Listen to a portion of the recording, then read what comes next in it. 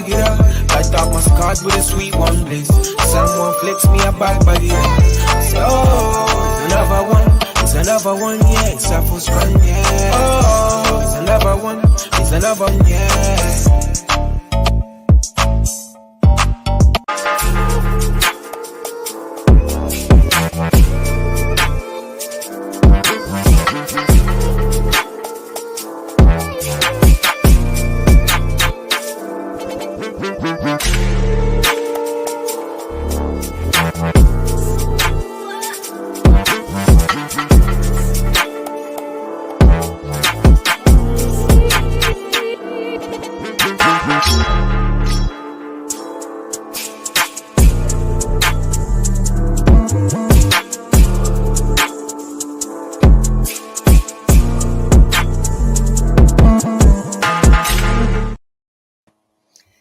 Hello and welcome to Green Diamond Boxing, powered by iBoxingHub. My name's Aiysha, and just before we get started, quick shout out to our sponsors, D-Rock.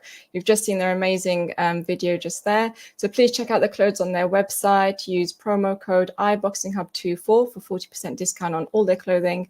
Today, my guest is boxing coach and cutman, Stephen Lawrence. Thank you so much for joining. How are you? Thank you very much. I'm not too bad, thank you. How are you? Yeah, I'm very well, thank you. I really appreciate your time, and welcome salam. And we will definitely get onto that a bit later on in the interview as well. Really looking forward to asking you about that side of your life. But just to start off with, what first made you interested in boxing coaching? Is that something that you wanted to do for a while? Did you get into boxing first before you started the coaching side? So yeah, definitely got into the boxing first.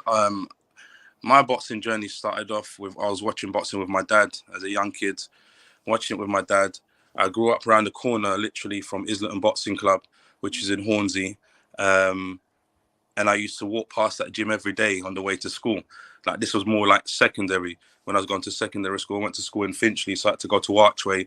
So on the way to Archway, I used to have to get on the 41 bus or the 210. So I'd always pass the club. Never stepped into a boxing gym until I was 23, 24 years old. So I always walked past the gym, never went into it. And then I started to box when I was around like 23, 24 years old. Didn't really have that many fights. I had around 11, if you want to say, carded fights. Mm-hmm. But back then it was a bit different. You used to keep hold of your cards. So a lot of cards will be doctored, a lot of underhand stuff back in the days, which has changed. But yeah, I think for me, when I started, it was all about fitness. I used to go to the gym, got bored at the gym, didn't know what I was doing. So needed something with a bit more structure. Yeah. So just started to go boxing, yeah. So just more about recreational, and then I just ended up having, as I said, like a couple handful of fights, and then after then, kind of like took a little break, and then yeah, just wanted to give back. Wanted to give back to the community. I had an incident where it involved had a younger brother, actually got killed back in 2001 in Tottenham, Stamford Hill. So knife crime. So yeah, I went back into coaching back in Tottenham itself. So just wanted to give back. Yeah. So that's what prompted you to get into coaching in the first place? Was that incident? Was it? Yeah, it was like, how can I like give back to the community as well? How can I help? And also, just there's a lot of young kids out there that's got a lot of potential, and how can I allow them to see that, so that they don't waste their talents? Yeah. Because like myself, I was quite talented at a lot of sports, but never actually went the extra step. And I know there's lots of kids out there. There's probably lots of adults out there as well that were really good athletes, but never really took it further on down the line. So I thought, how can I help others not do that and see their potential? So I thought, I know boxing. I know a bit about boxing. Let me get back into it. So that's where it started. Yeah. No, absolutely. So how come you didn't go on to become a professional fighter then? Were you not into kind of pushing yourself to do that as a professional? You just were happy just fighting? Yeah, again, I think it all comes down to, it's not to say that you don't, sometimes you have the right coaches and sometimes you don't. And the right coach for you is not the right coach for me, and vice versa. Not to say that you got your coach is bad, but I just think a lot of it, and like I say to a lot of the kids now as well, a lot of it comes from yourself. And I just didn't see it in that way.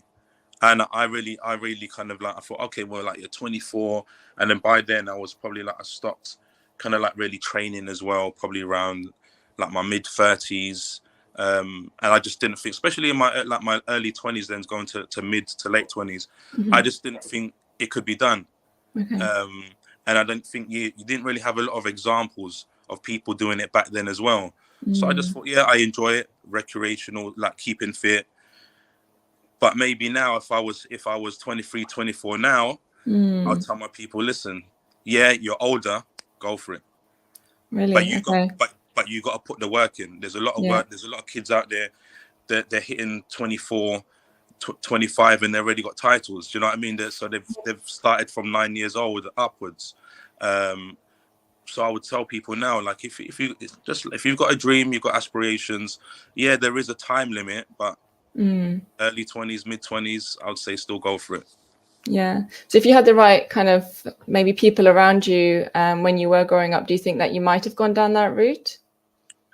Yeah, I'd probably say, like, knowing what I know now, I definitely would have gone down it. And I'm not trying to say that would have been the best, but I would have, because obviously I know my limits and stuff like that. But yet again, with the right coaches, tapping into obviously your mindset and obviously then your physical ability, who knows what you can do. Yeah, absolutely. So you're actually a professional cutman now. What do you have to do to actually get that? What do you do to get that qualification? Yeah, again, it's one of those things that people that know Stitch Duran, he talks about it a lot. Sometimes you could just throw a towel over your shoulder, have a bucket, have an end swell, and go to the corner, and people say that you're a cutman. And you can wrap hands quite well. Yeah. People say that you're a cutman. It takes a lot more than that. And even with myself, even with my coaching, I'm learning every day. I'm learning off people every day. I never say that I've got it locked down or I've got this, I've got that. Never. I see another coach or another cutman wrapping hands. I say, oh, okay, this is how you do it, and I'm on it. And if it works for me, if I can see it, then I try and obviously use that within what I do. So what I did is I went for a course up in Birmingham, up at DNA gym up there. I went with Anthony Hall and John Pegg. They run the course up there. Okay. So I took myself up there one Saturday, and I believe it was probably like 4 or 5 hours. So they teach you how to cut hands. They give that scenarios in the ring as well. So I'm gonna have some water.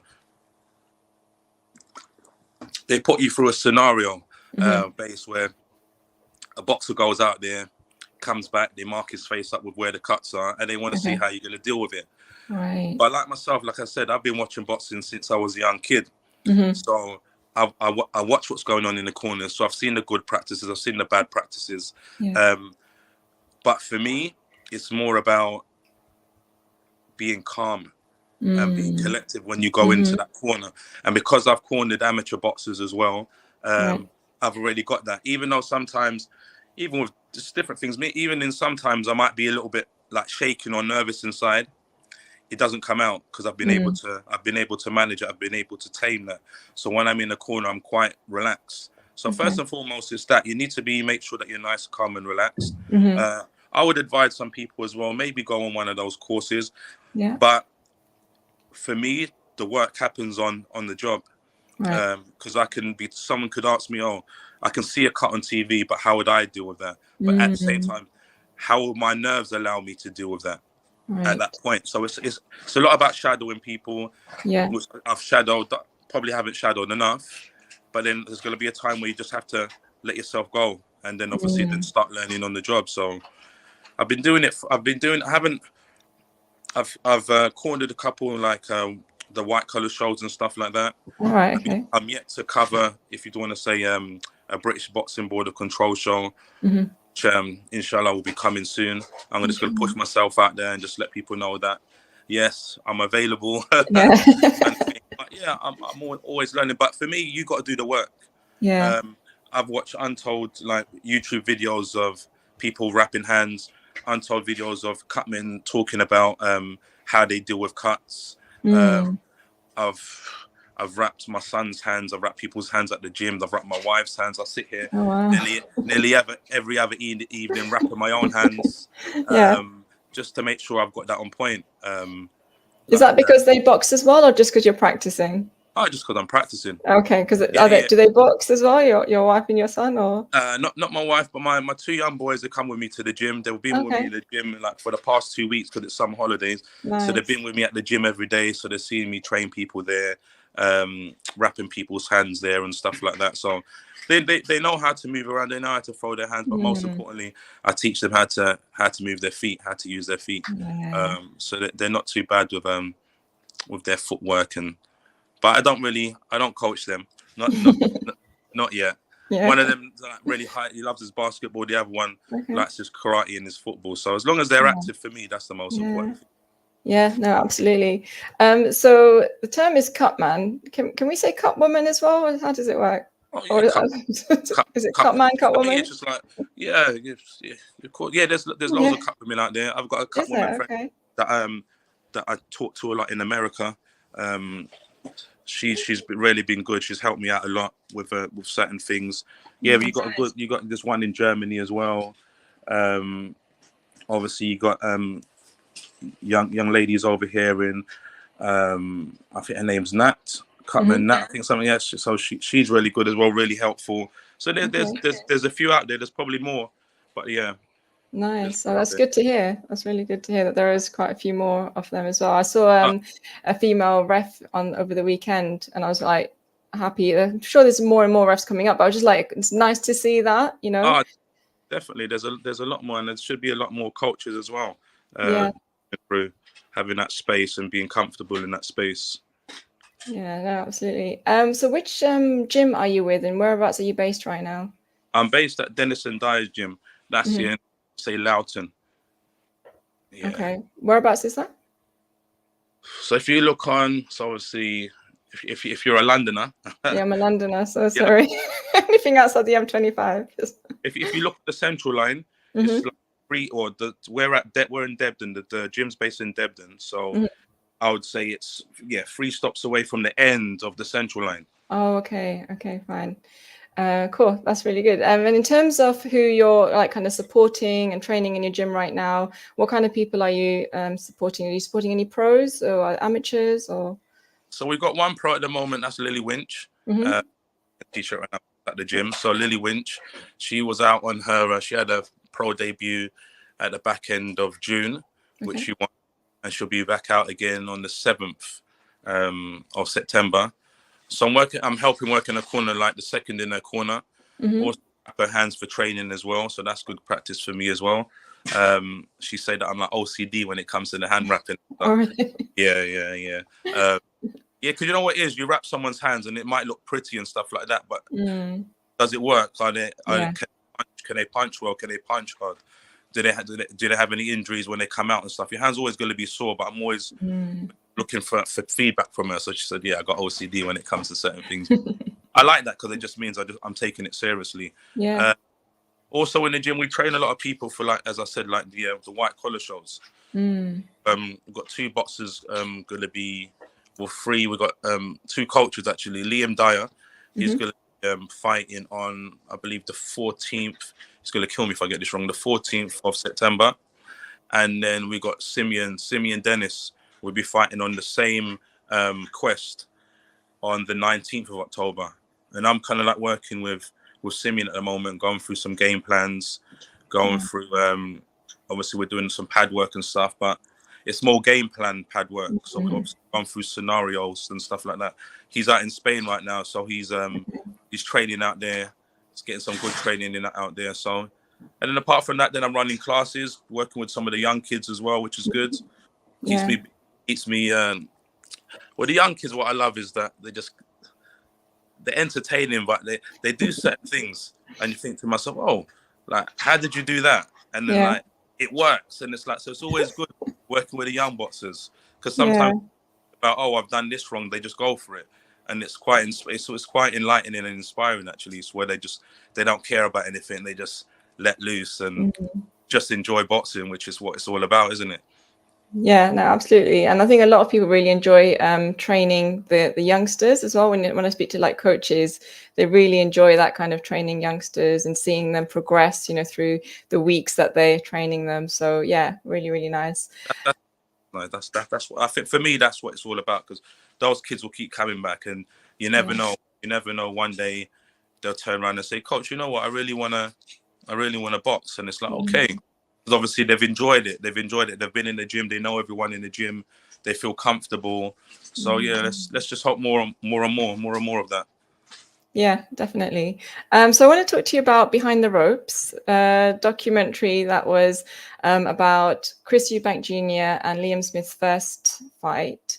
So obviously you were part of that documentary. I saw you in the background. Your homework. You done your homework. I've done my homework.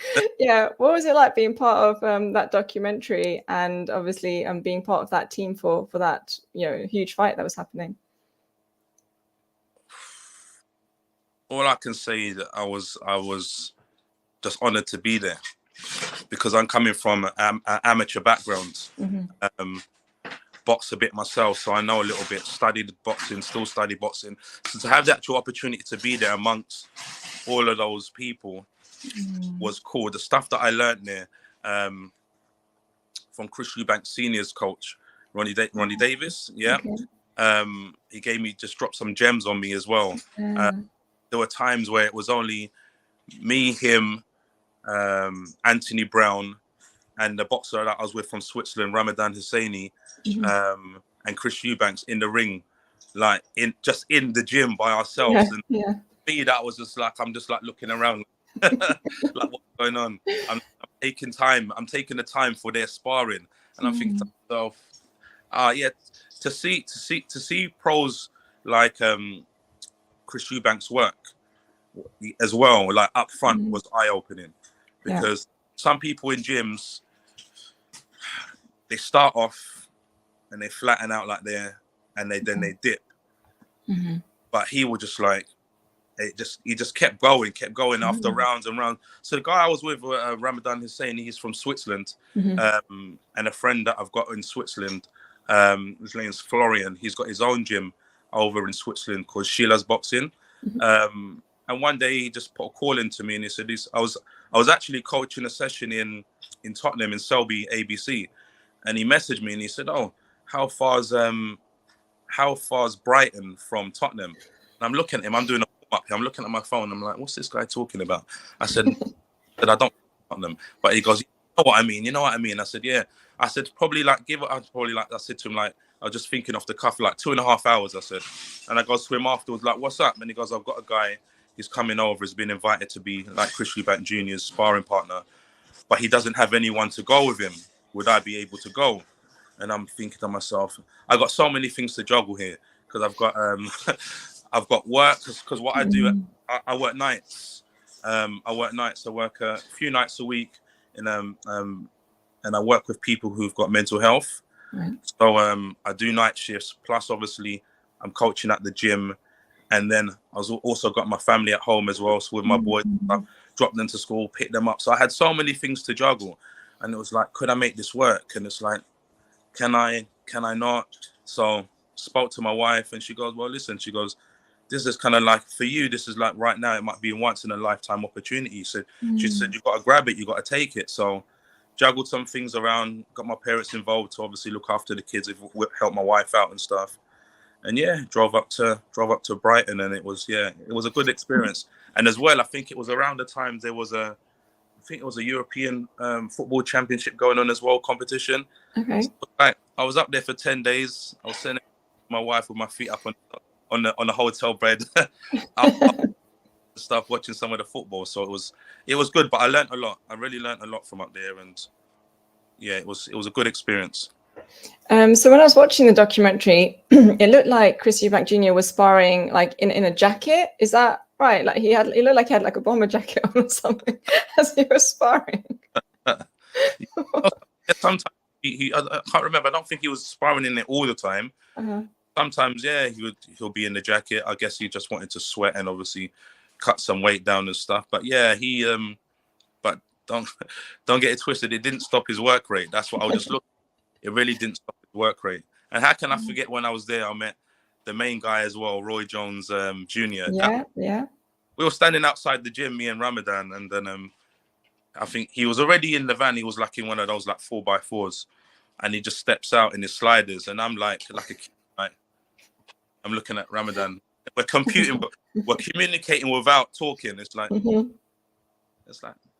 and I'm using my hands. I'm like, and he's like, and he comes over to me. He goes, how's it going, fellas? And I'm like, you talking to like you talking right now? I'm like, I'm lost right now. And I said, no, it's all good. I'm good. And how are you? And he comes, shakes our hands, give us a little hug and stuff like that. And then we go into the gym. And then he actually, I'm one of these people, if I meet like famous boxers or just famous people, I'm not so much, can I take a picture? Now and then I might, but I try and hold back from that.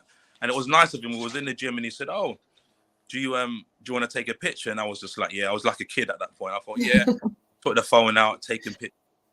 But it was quite cool because even I got a chance to speak boxing to him and talk boxing to him as well. It was really good. And I met, oh God, it's really bad now.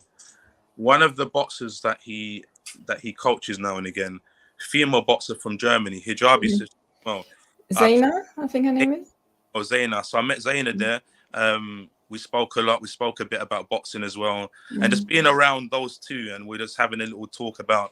I think Roy was showing her a combination and stuff like that. I was very close, so I was just cheeky kind of thing, and I said, well, instead of maybe throwing like the rear hook, because sometimes you can lean over with it, why don't you throw like the rear uppercut and like twist? And Roy joins to me is like this, go, yeah, just like that, and I'm like, I'm gassed. I'm thinking like, what? He kind of like agreed with me kind of thing, but really good experience, really good learning, like for me and for Ramadan as well, because he boxes in Switzerland. He's doing quite well. He's quite active as well, so we keep in touch as well. So it was good, amazing, good fun, good learning. Yeah. So when you were like talking to him in the gym and stuff, like Roy Jones Jr., what kind of things did you pick up from him? Is there any other kind of like learning things that he was talking to you about in the gym? You know what? I'm one of these guys as well, because I don't box anymore, and I know he's a coach, but he's been boxing more than he was a coach. So I was getting more of my gems, to be quite honest, was from people like Ronnie Davis. Right. And it was just like little subtle things will come over to me. I remember the first spar that we had, the gym was packed. It was packed. And Chris was mixing up with Ramadan and I think maybe two other boxers. He was mixing up with them. And I think coming from the amateur scene, when your boxer's in there, you shout out a lot. You shout out a lot of commands and stuff like that. And I'm shouting them out and people are looking at me. I'm thinking like, what's people looking at me for? And, but then what I noticed afterwards, because then the next day, it was just like, I think it was only like, it was 5 of us in the gym. And he called me over. He goes, Steve, come over here. And so I went over to him. And then he asked me certain questions about that spar. And he goes, did you notice kind of like, I think every time you told your guy to do something, Ramadan to do something, did you see kind of like that Chris neutralized it? And I thought, yeah, I know. Yeah, he did. He did. And he goes, Steve, he goes, don't be like some of these these other coaches. He goes, don't do it. He goes, your boxer be in the ring. He goes, let him learn. And then when he comes back to the corner, then you give him a few little words of advice, stuff like that. But from the amateur scene, you're shouting things out all the time. You're boxing, like, do this, do that, da, da, da, da. Oh boy, back then. So you're always used to shouting them out. So it was subtle, but like, just don't do it. Do you know what I mean? And I don't think he was saying don't do it all the time, but it was just like, when you do it, then you do it subtly. But leave all the stuff for when your boxer goes back in the gym. I mean, back into the corner. But he also said, but he just let him loose. Let him be out there and let him learn. Chris is really good at pressuring people to like the corner on the ropes. And yet again, in the amateurs, get off the ropes. don't let your back touch the ropes. So I'm telling him these kind of things, and he goes, nah. He goes, let your boxer, let him stay on the ropes, let him learn how to tuck up, to roll, and all that kind of stuff, and he'll learn that. But just let him learn. So it's, as I said, it's just small, subtle things that I learned from him, which was really handy, really handy. Yeah, and then it also just shows like the difference between like the amateurs and the pros, and the kind of things you've got to do slightly differently, right? 100%. Yeah. No, it was. So as I said, I learned more, if you want to say, from people like him than really. Yeah, I'm more like, people might run towards the boxes and stuff like that, but I kind of like, oh, let's speak to the coach. Yeah, like, let's of course. And stuff like that. I like to get the insight of them because they know what they're doing. They've been doing it. They're the ones that I'm actually learning from. Yeah, no, absolutely. In terms of Chris Eubank Jr., I mean, people say that he doesn't come across really well, that he might come across as arrogant and that kind of thing. So how did he come across to you, like when you met him? His personality, his character? Quiet. Okay. Quiet. And at first I found that a bit, yeah, sometimes you can go someone's quiet and that might make you feel uncomfortable. But then that's your issue, not theirs. So it was quiet. He would speak. Like if I spoke to him and asked him a question, he would respond. But then at the same time, then I have to realize is that this is Chris Eubanks Jr. Like, look who his father is. Look at the spotlight that's probably been on him from a young age. Yeah. So he's got to be very wary about the people that surround him and the people that have access to him. So I don't really. Yeah, he's very quiet. He doesn't say too much to people that he doesn't really know. Right. But when he's obviously there with his trainers and stuff, yeah, again he's still quiet, but he'll say certain things. They might have a little joke and a little remark and stuff like that. But I've always been kind of like raised just like, you just don't talk for the sake of talking, do you? Do you know what I mean? Like, you got a lot of people that are still mouthing up like, what are you talking about? Just, like, I don't. Me personally, right now it's quite funny because I'm talking like for everyone right now. I'm talking a lot, but I don't really say a lot. Like I can walk into a room and people might not even recognize me, but know that I've recognized all of you and I've picked up everything that I know. I've picked up on your mannerisms. I've picked up on what you're doing. I've picked up on who's talking the loudest, and I'm selective because I won't talk to everyone because for me it's just like it's energy, it's time, and sometimes people talk too much and they're not the right person to talk to. Yeah, no, very, very true. Obviously, for the second fight that he had with Liam Smith, he moved trainer to BBBoC. What do you think about, number one, that move? Obviously, it worked for him because he won the second fight, but dropping Roy Jones Jr. and moving over, what's your thoughts on that? First of all, obviously, that's his choice. They're obviously doing that right now. So it's you know what? It's what works for him. It's what works for you. I'm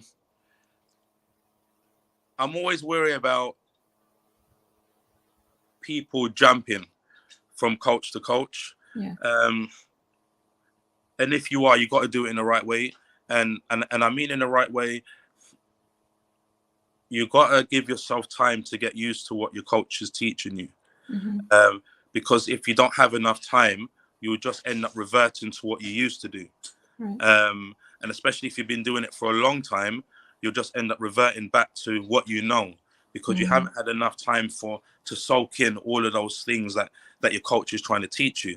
But yeah, again, I think he went back to what he knows best, which is boxing and moving, which is being a boxer and not trying to stand there and brawl. Not to say that's what he did, but he used his boxing ability. So I just say it works out. But yeah, as in people jumping, not even just him, but just people moving around, it has to make sense. It's like, why are you moving from this coach to that coach? What does that coach do that your other coach didn't do? And then if you're trying to add certain aspects to your boxing arsenal and it makes sense, then so be it. But yeah, it worked for him. Yeah, no, absolutely. Is it important then to find like the right fit in terms of, if I was a fighter and I wanted a coach and maybe I'm moving from one to the other, is it because people sometimes need to find the right fit of a coach with them and their style of, training and fighting, or do you think that any coach should be able to train any fighter? Right there. Yeah. And that's where it starts. And that's, for me, that's when the coach has to do the work. Right. Just like you hear some people say, or some teachers might say, just in general, oh, I can't coach that kid. Or is it your coaching ability and your teaching ability that needs to adapt? And I'm saying this, and I'm not trying to say this like I've got all the answers, but I'm saying this with knowledge, as in, this is how I see it. Yeah. Because for me, you're not gonna be training someone who's got the reach and the height of Tyson Fury. You're not gonna be training him and doing stuff with him that you would be doing with maybe Pitbull. Yeah. Look at the size difference. Yeah. So their game, the game plan and the way that they train has to be different, because the reach and even just their ability as well, because they might have really slick skills and sharp skills, where their arm allows them to dangle down and leave down, because they've got the reflexes to do all of that stuff. Yeah. But for me, you know what it is? It comes down to fundamentals. It comes down to the fundamentals. Learn from the ground up. Learn all the basic stuff, like how to move your feet. Don't start throwing your hands before you know how to move your feet. Do you know what I mean? All of those kind of, and with that, it does take time. Yeah. I think once you've got all of the fundamentals down, then you can start picking up things from other coaches or from other boxers, because you've got the grassroots stuff locked in. Right. So maybe you can start boxing with your hand a little bit further down, your jab hand. Yeah. Because you know how to fight like this. You know how to keep your hands up, and then you're adding stuff, because then now you'll show me a different face. You might show me here. You might show me a bit. You might be back like this, with your hand dipped down a little bit, because you're adding stuff now. You've learned stuff in stages, and you've just gone up. So it comes down to loyalty as well, isn't it? Yeah. That's what it comes down to. Then it comes down to who you are as a person. Are you known to be loyal? And then that, yet again, that's down to the boxing, and to start asking themselves questions. Yeah. Like, how do I carry myself? How do I conduct myself? It's two people coming together from different places, isn't it? Yeah, absolutely. And like also when fighters move from their amateur career onto their pro career, sometimes they feel like they need to get a new coach. Some of them might be pro coaches and coaching them as amateurs, and then they can just take them on as professionals. But some fighters might think, well, actually, I need somebody else, or I need to mix it up. Well, I saw that with Ben Whittaker, didn't he? When he went pro, he went with Sugar. But Joe was the one that was training them all this time. And I don't know him personally, but for what I know, he knows his boxing. Right. So I did think, oh, what's going on here? But yet again, I'm not privy to the stuff that's going on in the back. I don't know if Joe was still there, but he's just obviously stepped back a little bit. But I did think, I did see that. But I'm happy to see. But yet again, I'm happy to see that they're back working with each other. But yet again, we don't know the insides and outs of what's going on. Absolutely. But it does happen. But I just think the nice way to do it is obviously if you sit down with your coach and you speak with your coach about stuff. And then, because I don't think a coach that's been working with you for that length of time and has your best interests at heart, and you've sat down and spoke to them and you obviously laid it down to them, I don't see why that coach would have any bad intentions against you. You know what I mean? They just want to see you do well, like they did when you was 9 years old or whatever, learning. Do you know what I mean? It's all about it's all about the boxer and what's good for the boxer. And then at the same time, the coach would then sit down with you and obviously share his. Obviously, you're at this stage now, so your coach would then sit down with you and share his wisdom and knowledge with you, and just let you see things in a. And I believe that should be done throughout your boxing career anyway. Obviously, it just has to be adjusted because your coach will know how much does this boxer understand. So then they'll need to obviously like wordings and whatever. So you take all the information in. So. Yeah, I can imagine that would be quite a difficult conversation to have if you wanted to switch coach and you thought maybe, you know, I've plateaued with this coach now, I need to find someone else. That kind of conversation would be a difficult one, I think, for both sides to have. So yeah, it's true. But then sometimes people just sometimes people just want to change, yeah, and it's nothing personal. But you will take it personal because you'd say, I've been with this boxer for all this time. So now you're playing with feelings now, isn't it? And emotion. We're just human. Yeah, absolutely. So I wanted to ask you now about, you know, we started off the interview and you did say, Assalamu alaikum. Obviously, you have become Muslim. How long have you been Muslim? How did you come to Islam? What's your journey to this faith? So the journey to Islam started when I was 24. That's when I reverted to Islam. And now, to give away my age, Mark Dennis in the gym's gonna love this because he's always saying to people, "Guess how old is Coach? How old is Coach?" So I'm 48. Are you really? Yeah, I'm 48. Oh wow, I wouldn't have put that age on you. Did you hear that? Oh wow, yeah. Okay. Yeah, I wouldn't have, because you look young. Thank you. Look at the grades though. Mashallah.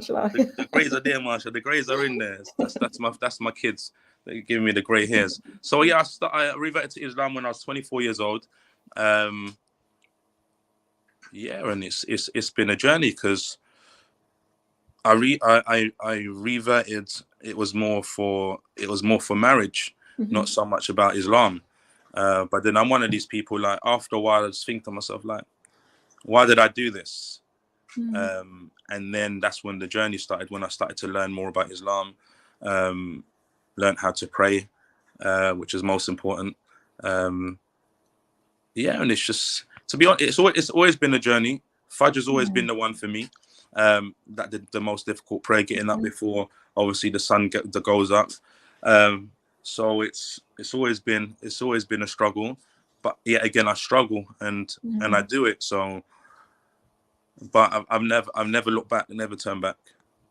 Why do you have that confidence in you that, like, you've not looked back? What is it about the faith that keeps you so strong in it? I tell you one thing that always draws me to the faith still till today is go to majority, if not any masjids. I can only say the ones that I've been in over like my 24 years, which has been a lot. And that sense of brotherhood, that sense of togetherness, I've never felt that before. I was Christian before, Catholic, went to church, done all of that kind of, you know what I mean, went through the faith and still obviously respect the faith. My family are Catholics, they're Christians, literally all of them are. So respect and love all of them. We just share different beliefs. But for me, it's, yeah, like I said, that's that brotherhood. And wherever I go down the road, and you'll see, even in the gym, a young boy in a gym called Ayan, see him. So it's just that glow. Assalamu alaikum, and he comes up to me, shake hands and hug. And I think other non-Muslims, if they really pay attention to, if you really pay attention to how we greet each other, you'll see that. You'll see that togetherness. And just for me, just reading, learning more, reading the scriptures, reading the Quran, learning about the laws, the fiqh of Islam as well. How we should, even just basic stuff through the day, like how we should conduct ourselves during the day. And it's like, whatever we're gonna do, there's a supplication for it. There's a prayer for it. And I think to myself, how beautiful is that? You know what I mean? How beautiful is that? Everything that we do, from the way that we greet each other, from the way that we leave our home, from the way that when we enter our home, there's something for everything. So for me, it was, my faith is strong. That's really nice to hear that. And a lot of people do talk about the brotherhood or sisterhood in Islam and how strong that is. But obviously you're brothers in faith in Islam, but you were also brothers in faith when you were a Christian. What's the difference? Why is it stronger in the Islamic faith, do you feel, than it was in the Christian faith? That's a question. So when I went to church, I went to church with my parents, my mum mainly, as a young kid. Went through all of it. So I had Holy Communion, got confirmed as well, and all of that. So I think I was probably around, I don't know, 14, 15. And then as people do, and it happens in Islam as well, so don't get it twisted. I'm not just saying this about Islam. Then you discover friends and football and sports and what's church? You just don't go anymore because you've got other things to do now. Do you know what I mean? You're young, you're growing up. So that's what happened to me. Just started to stray a little bit. But I always just had questions. Always had questions. And the one thing for me was when and that might change now, but when I went to the priest once and I asked him a question, and it may have been the answer, it just didn't sit with me. Right. It's not the answer that I wanted. And that's what started my journey many years later. That's what started my journey to seeking. But even just what we're boxing, just seeking knowledge, isn't it? Learning. Yeah. So I would say I never, not to say there is no brotherhood in any other faith, but for me, I feel it in Islam. I feel it in every masjid that I go to. Seeing a brother walking along the street, never met him before. Assalamu alaikum, Aki. And it's like, you feel that warmth. Yeah, you do, definitely. Do you remember the question you asked to the priest? Oh, that was it. I can't remember now. You know what? And I've always tried to remember that question, but I know it was one of them. It was obviously, it was like, why? Something, it was along the lines of why. And to be quite honest, probably years later, if I can remember now, the answer he gave me was, and I have no doubt that it was right. Right. It just didn't sit well with me. You know, sometimes it's like, oh, so why do we have to do that? And I think what it was, I just think maybe it wasn't answered fully. Right. And sometimes that could be because some people answer a young person or a child differently to how they would answer an adult. Because then the adult can obviously absorb more information and take it in and understand it. And maybe that's what it was. But yeah, so unfortunately, if I remember, I'll let you know. But yeah, obviously, in terms of like, you know, what's happening now, you know, the riots and that have happened recently across the country, there's a lot of negativity, and there has been for many years, towards the faith of Islam. You've come into it from another faith. You now see the beauty of Islam. You're very strong in your faith. Why do you think there is that negative image of Islam that people see? Why do you think that they're not really very pro-Muslims and Islam? Because unfortunately in life, just in the world, just in general, we always focus on the minority. So a small amount of incidents or people that are doing stuff, these are the people that we're focusing on. Yeah. These are the people that are on the news. Yeah. We will never see a Jummah gathering. So for Jummah, so that's a Friday prayer that all Muslims we go to every Friday.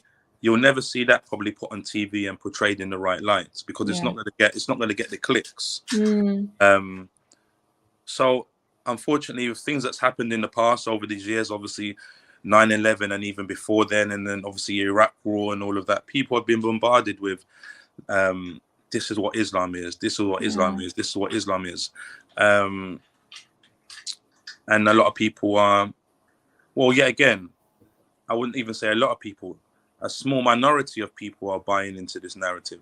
And then yet again, these are the people on the other side that are being highlighted. Yeah. So it's unfortunate. It's really unfortunate. Really sad. I can tell you one thing that's sad is that, as I said to you, every Friday Jummah, I go Jummah. My kids have been off school, haven't taken them Jummah. Right. Because I can go, and if something happens, I can handle myself, be it stand there or run. Do you know what I mean? I can handle myself.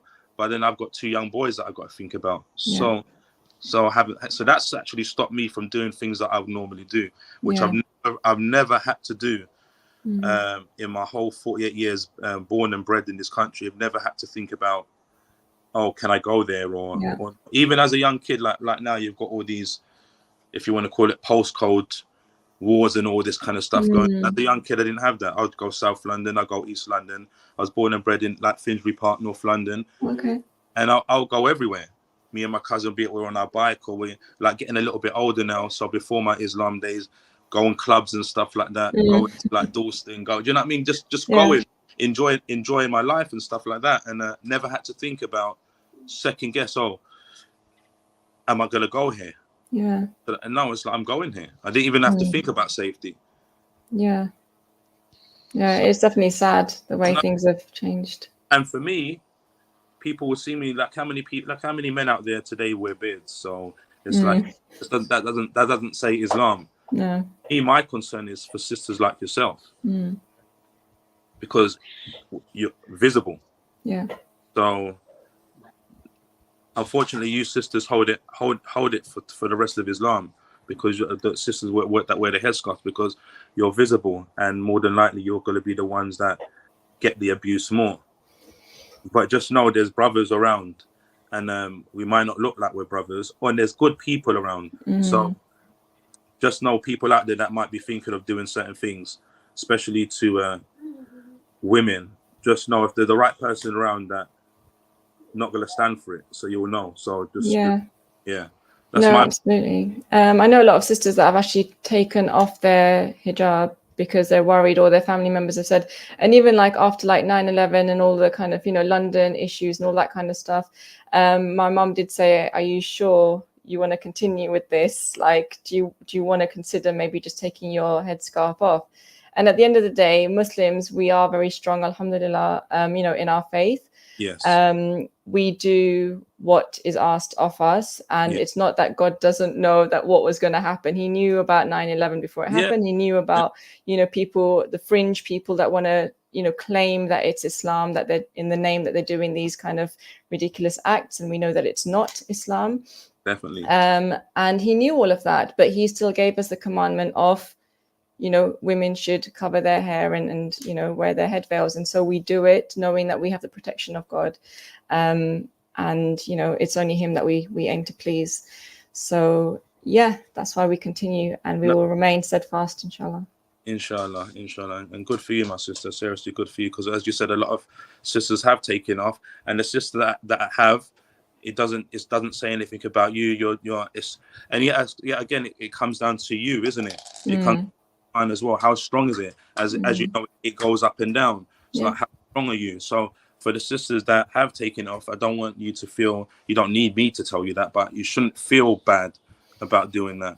Allah knows your intention. Allah knows who you are inside. So for obviously the non-Muslim people watching this now, if you were to give a message to them about your opinion of Islam, or whether they should read the Quran or learn any more about it, any kind of message that you would give to those people watching who are non-Muslim, who don't really know much about Islam or anything about the faith?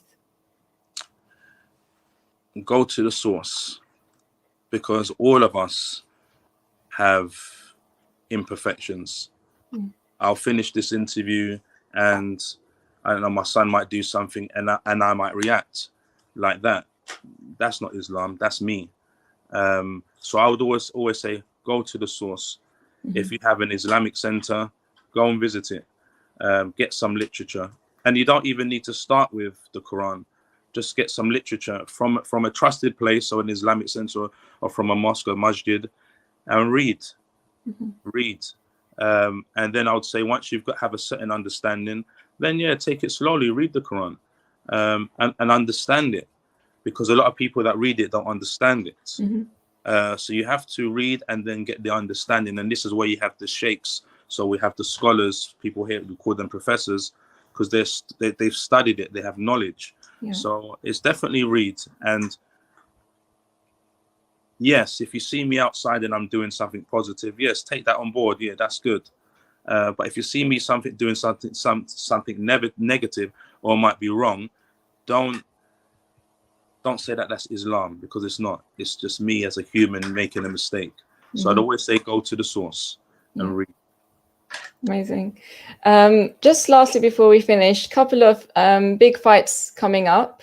Just wanted to get your thoughts on September, 21st, AJ Dubois, and then also the December rematch as well that's be coming up soon. What's your thoughts on how those fights are gonna go? I'm always gonna stick with AJ, and I'm not saying that always just because it's AJ. I'm just going with AJ's pedigree. And right now, obviously, we've all seen that interview that they did, and the bar saying to him, "If you want to go now," kind of thing. Just look at AJ's eyes. Just look at his eyes and know what he's planning to do. And I believe he's going to do it.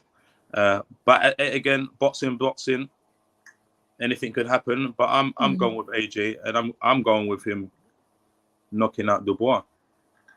Do you have a round for us? Oh.